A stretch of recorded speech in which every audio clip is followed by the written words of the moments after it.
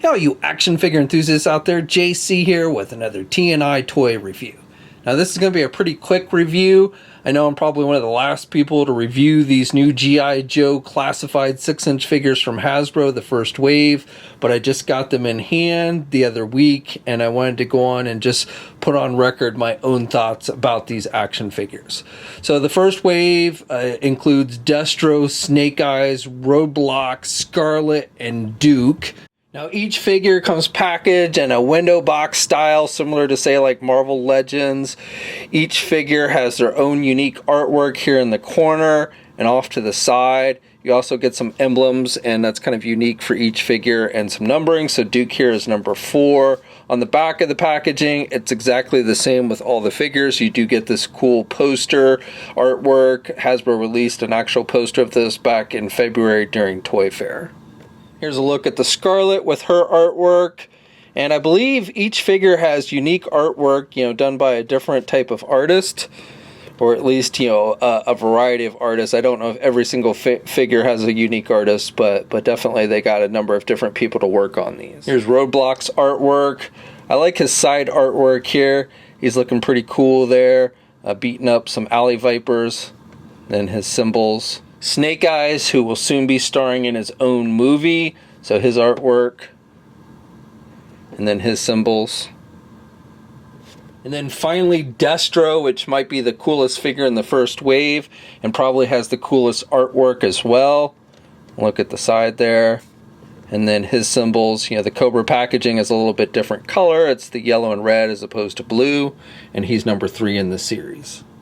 And here's a look at all the packages together, and even though it doesn't form one cohesive image, I think it looks pretty good even if you wanted to just store the figures on your shelves like this.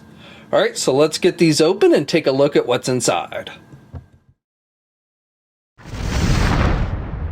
Okay, so here's a look at all 5 figures in the first wave out of the packaging.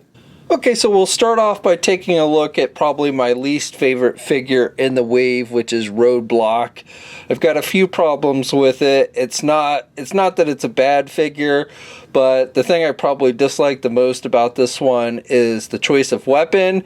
I know this line, this version of G.I. Joe is supposed to take place in the near future, so they've tried to make the weapons kind of futuristic looking, and I'm sure part of that's just because they feel probably that's more appealing to kids and parents, if it has more of a sci-fi feel to it than a military feel.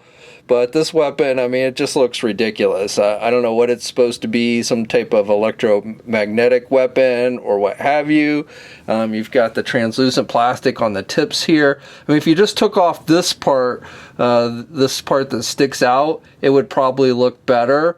The metallic silver doesn't look bad, and the back portion of the weapon doesn't look too bad to me, but I just don't really like these parts that stick out here on the front of that. So that's probably my biggest hang-up, and honestly my biggest hang-up with the entire line is the choice of weapons. Some are a little better than others, but definitely I think that's the weakest part of this line is the choice of weapons. Now my other issue I have with this figure, and I'm sure you've heard other reviewers comment on this, is the fact that they didn't actually make this vest removable. It's a separate piece. It's made with a rubber material. Normally when you see this type of thing, you can unsnap it and take it off the figure, but with this they just made it a solid piece, so the only way you could get it off the figure is by essentially cutting it. So I don't know why they didn't do something simple like just create some snaps so you could unsnap it here on the front and then just take it off of them. I think that would have been a lot better.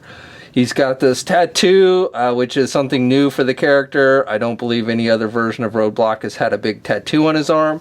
Whoever's been designing this line seems to like tattoos.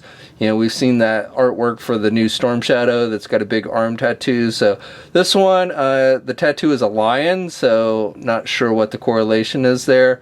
But he has that tattoo on the left arm. The face sculpt I actually think looks pretty good. He's got the beard and the mustache, and overall I think they've done a good job with the head sculpt. And the rest of the outfit, while more in keeping with probably his second look in the original cartoon, not exactly in any way, but I feel like it's more in keeping with the original look, or the second look that he sported than his original look. You know, he's got the pants. You know, also whoever's been designing this line really likes gold, because we keep seeing gold pop up. So you've got the metallic gold on the knee pad here that he's only wearing on one knee, on the left knee, and then on the shins of his boots. So that sticks out a little bit. The green, you know, maybe if it was a little bit darker green, I would have liked it, but I don't think it looks too bad. I don't think the vest looks bad. I wish it was removable. Is probably my biggest complaint. Now, besides the big gun, he's got this knife that has a sheath that sticks in his vest here, so it just slides in, does stay nice and tight. He's got the red gloves, which I don't think look too bad. So like I said, my biggest complaint on this one is the weapons and the fact that the vest is not removable. Next up, we've got Duke, the First Sergeant, a man of action, considered to be the leader of G.I. Joe by many, especially if you watch the cartoon, though he really isn't actually the leader of G.I. Joe. But I think overall this is a pretty good interpretation of the original character, you know, very similar outfit. Now, again, with the weapons, I don't mind the gun itself, but I don't know why they had to add the metallic gold and the light blue to the weapon. If they just kept the weapon pretty much the same as this kind of dark gray color as the bottom portion of the gun, I think it would have looked better. So that's really my only complaint. And we got the same thing with he's got a sidearm, and same thing, they added gold. So I could have done without the gold on that. Now, one thing I do like is they've included a backpack, which is very much in keeping with the original backpack, though it's green as opposed to the beige color as the original toy. But I like how they incorporated the shovel, and you got the canteens on the side there. He also, kind of a throwback to the original Duke, is they included these binoculars, something the original figure had. And I liked how they made it so it can clip onto the figure's belt if you don't want him to hold it. And he can actually hold it in his hand pretty good, so I do like that. Now, for the rest of the figure, you know, the upper body, again, very much in keeping, I think, with the original look for the character for the most part. And then he's got some darker kind of olive green pants. Again, with the gold here on the shin guards and knee pads. That's probably the thing I like least about it, though it doesn't bother me that much. I don't think it looks too bad on this figure, but it's just not something I think you would see somebody wearing in combat wearing, so that's probably my only complaint with it. But again, I think this one does stay pretty true to the original Duke's look. Now, one thing to note here is Duke, for some reason, now has a scar. I don't know how he got this scar. I'm sure there's a backstory there. But otherwise, you know, the face sculpt doesn't look too bad to me. Next up, we've got Scarlett, which actually I think Scarlett is very well done. I like her weapon selection, so this is probably the figure with the strongest selection of weapons, more in keeping with the original figure. She's got her crossbow, she's got a quiver of arrows, which actually, if I remember correctly, the original Scarlett figure didn't actually even have. Now, I wasn't sure, you know, the arrows, I believe, are supposed to be pointing downward. However, you can adjust it so the arrows are upward. And then she has these two knives that stick in the top here or bottom, depending on how you put the thing on the figure. But I like how they've included that, the extra knives that go on there. So I think that's cool. The arrows are not removable. And then she also has a knife that sticks in here that you can pull out on her chest. And one of the reasons why I think it's better to have the arrows pointing downward is because when you have the knife pointing the other way, it's pointing up, it kind of has a tendency to stick in front of her face. Now with the crossbow is it's two pieces. We've seen this a lot with recent Scarlett figures, so it does come on. It stays on there pretty good, but if you start fooling around with it probably will fall off. So just be wary of that. The outfit, very much in keeping with her original look. She's got the yellow, the mustard kind of yellow. She's got the throwing stars on her wrist, which I like. You've got, again, you've got the shins with the gold, though it's not, the gold is kind of toned down on the Scarlett figure. A little bit of sloppy paint, a little bit on this one, but not anything terrible. And probably my biggest complaint is I don't think the head sculpt looks bad, but I think the hair color is a little bit off. It's more of an orange color, and I think it should be a little bit darker red. So on her ponytail here, it's actually, it looks like she's got a little bit of lighter paint here. I think that's deliberate, but I just don't like the color of her hair. It's too orange to me. I think it would have been better if it was a little more red. Now we have Snake Eyes, and Snake Eyes, this version of Snake Eyes I think is near perfect. I think Hasbro did a great job with it. I did not get the exclusive version, but I so much more prefer this all black look than what we saw with the exclusive version. So I'm glad I passed on the exclusive version. The only downside to this figure, honestly, again, once again, is the weapons choices. Primarily with his main weapon, which is this very weird looking machine gun that has a big hole in it. So I think it looks silly. I would have much preferred that they included the Uzi like they did with the exclusive version. That's my only reason why I would have gotten the exclusive version. Fortunately, I have a Mezco 112 Collective Punisher figure that came with an assortment of weapons, including an Uzi, which works pretty nice with this figure. So that's definitely what I'm going to be using with this one going forward. Now he also has a sidearm weapon, which, like the larger weapon, has a big giant hole in it, so I think looks silly. However, the thing I do like about this sidearm weapon, which is probably why I'm not going to replace this one, is I like how they included a silencer that you can actually attach to the weapon. So I think that's cool. And I also like the fact that on the holster here, you can actually store the gun, and then you can also store the silencer. So they actually gave you a place to store the silencer, which I think is nice. So I definitely like that added touch. You've got a backpack, which you can have him wear. The original figure did have a backpack, so I like that. And I like the metallic silver and the all black. They've given him his sword with his Ninja Clan symbol on there, and the sword itself is just all black, but very much in keeping. So I have no problem with the sword. I think the sword is fine. And I like how you can either attach the sheath of the sword to the backpack if you want him to have the backpack, or if you want him to go more of the ninja look without the big backpack, you can unplug the sheath and then you can just plug the sword straight into his back. So I like you have that option. And then he's got a knife on this side. Now with my figure, I had some real difficulty. It's like they did not cut all the way into the sheath, so I could not get the knife to stick in all the way.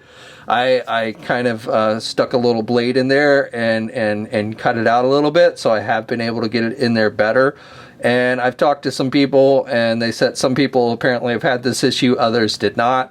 So I guess my guess is it's a factory glitch or something. But if you have one of these little knife sheaths that your knife doesn't really fit in, you're probably going to have to take like a little teeny knife or something and kind of dig out the rubber a little bit to get it to stick in there. And he's got his Ninja Clan symbol here on his belt. He's got it again up here on his chest. He's got the grenades and everything. He's got the visor, which is nice and shiny. I like the head sculpt on this one. I think they did a really good job with that. I like the shininess on the boots and the gloves. So again, overall, I think this is a near perfect looking figure. The only drawback are the weapons. And then last but not least, we have the one Cobra figure in the first wave, which is Destro, the arms dealer. And this is probably my favorite figure in the wave. This is a near perfect figure. Even the weapons, for the most part, are pretty decent on this one. So, there's really nothing wrong that I've found with this figure. So starting off with the head sculpt, even though it's not vac metal, it is the metallic paint that they used. I mean, it looks like an actual metal mask. It really shines. It picks up the light. It's a near perfect head sculpt with near perfect paint job. So I don't think you really could have asked for a better Destro head sculpt than this one. So my hat's off to Hasbro on that. He's got the big red collar like the original figure. This one is probably the most in keeping with the original look of the character. So I think that's another another reason why a lot of people like this one so much. He's got the gold chain with the little red gem. The gem is just painted red. It's not translucent plastic or anything. That would have been a nice little added touch. But still, it looks good on the figure, and it is a separate piece on the figure, so if you wanted to pop the head off, you could take it off. He's got basically the black outfit. You've got some lighter, kind of a grayish paint here with some texturing, and there again on the shoulders. So that all looks good. He's got the wrist rockets on the right arm. So he only has it on the right, not on both, like I believe the original figure had, but I'm glad they incorporated that, and that is not removable. He's got the holster. He's got a second sidearm, which is, you know, not actually, this is not the sidearm that's included. I replaced it because the one that they included is this bright gold one, which maybe will work well if they end up doing the Destro with the gold helmet or mask, but I don't really like the gold gun, so I switched it out with just a regular black gun. I think it looks better. And then he does not have a backpack. He does have a hole for a backpack on his back there. The original figure had a backpack, but instead of the backpack, they've given him the briefcase, which is cool. You've got the red cobra symbol on one side, and then you have just the black cobra symbol on the other side. Now, one thing to note about the briefcase is it does not stand up on its own, because it's got this piece that sticks out for when it opens. So that's a little, you know, you can't just set the briefcase down without it falling over unless you prop it up with something. So just be wary of that. But it does open up, which is cool. In keeping again with the original backpack that Destro had. Now in the original one, it had weapons in it. This one's got money. Now I'm not sure what this black marking is. I don't know if mine washed off. I'll have to go back and look at someone else's review. It looks like it's supposed to be a symbol, but I don't know. But this is supposed to be money. And then on this side, you've got like a little computer with a screen, a cobra symbol, and a keyboard that's not painted or anything, but just kind of cool. So I like that. And then he's also got this bigger gun, which is kind of futuristic looking, but I actually like it. I think it actually looks pretty good. It's black with red, so that may be why I like it as much. And then the original Destro figure had kind of a weird looking gun, kind of similar to this a little bit, much more thinner than this, but I think it is kind of actually in keeping with the weapon that the original Destro figure had. And I like the black and red on it, so I think it actually looks pretty good. So again, you know, this one to me is the best figure in the wave and near perfect. And you know, I think most people tend to agree along those lines that this is probably the best figure in the wave. Some people maybe prefer Snake Eyes a little bit better, but I actually think the Destro figure is better.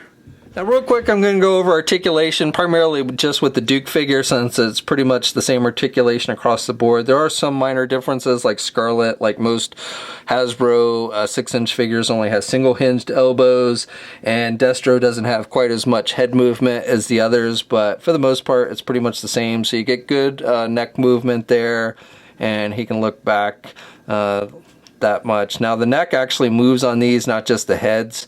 And then with the arms, you can get the arms out pretty good there. You can rotate there. You've got the bicep swivel. You get little, looks like butterfly joints in there. So that's kind of a new, it's, you know, usually butterfly joints stick out a lot more than on these figures. So I actually kind of like that. And that gives you a little more added arm movement. Again, you have the bicep swivel. All except Scarlett have the double hinged elbows, so you can bend that much. You've got rotation with the hands. You've got hinges, so very similar to what you see with like Marvel Legends and such. You get an ab crunch joint, so he can crunch forward pretty good. And then he can go back pretty good there as well. You get the waist swivel. The legs, you can do the splits good. You can get the leg forward pretty good. And the legs actually come down out of the sockets a little bit there, so you know, give you that little added extra movement. You get the thigh swivel, you get the double hinged knees, so good bending there at the knees. Now, one thing I want to note: these shin guards are actually separate pieces. They're glued on there, but you do want to be careful a little bit. They are rubber. So, and they, you know, it doesn't prevent you from rotating the foot at the boot cuff or anything, but just note that. And then you've got up and down movement, and you do have ankle pivot and 2 peg holes on the bottom of the feet. And then, like I said, Scarlett, she's got good head movement, even with the ponytail, so I like that. but she only has the single hinged elbows. She's got rotation there at the elbows. But like I said, generally Hasbro does not give their female figures double hinged elbows, and Scarlett is no different. And then Destro, like I said, his head doesn't move quite as much. You don't get the neck movement as much on Destro. He can turn his head to the left and the right, but you just don't get that back and forth movement. Okay, so that's my review. So overall, I would say all 5 figures, for the most part, are pretty solid figures. The joints are all fairly tight. I didn't have any gummy joints on these figures. I was noticing with some of my newer Marvel Legend figures, the joints were getting pretty gummy. But with these Joes, with mine, all of them seem to be pretty good, so no complaints there. I know some people wanted to have just Hasbro do the exact replicas of their original outfits from the 80s. I have no problem with the modernization, changing it up a bit. I'm sure Hasbro will eventually get around to releasing some of these characters in their original outfits, but again, I really have no problem with the outfits in general. It would have been nice if Roadblock's vest was removable. And the weapons overall is my biggest complaint with the line. Some are better than others. But honestly, if something was going to be wrong, I'm glad that's it, because I can generally find decent weapons to replace the ones I don't like with these figures. Better the weapons are kind of the cruddy thing of the line, and not the figures themselves. So, these are starting to hit shelves now more readily. They've been out for a while, but really haven't been hitting physical stores. I think they are now starting to hit physical stores. Online e-tailers are getting them in greater numbers. So if you haven't picked these up yet and you've been thinking about it, well, if you're asking me, I would say they're definitely worth getting. Now, that's it for today. I'd love to hear your thoughts on everything I talked about. Don't forget about the contest I'm running here on YouTube, giving away a store credit to Big Bad Toy Store for $100. I'll put a link to the video with details on that contest in the video description below. Subscribe to the channel, hit the bell notification, like the video. Stay safe out there, guys, and until next time, I'll catch you later. Hey, thanks for watching today's video, and be sure to subscribe to the channel if you haven't already, and hit that bell notification so you're alerted every time I upload a new video. And be sure to head over to the Toy News International and Marvelous News message boards communities. It's a great place to talk toys and win cool contests like $100 store credits to Big Bad Toy Store. And remember, action figures are great.